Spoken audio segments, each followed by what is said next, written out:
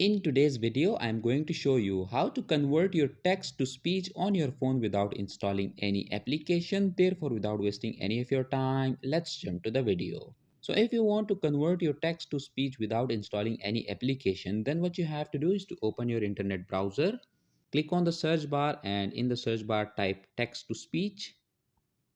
Now scroll down and click on this third link, Natural Reader. Now paste or enter your text here. After that, click on this picture of the person at the bottom.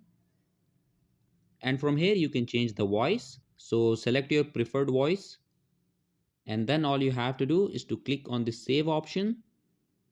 After that, you will be required to sign up on this website. And once you have signed up, you will be able to download the speech. In this way, you can convert your text to speech on your phone without installing any application. So that was it for this video, and I'll see you guys in the next one. Peace out.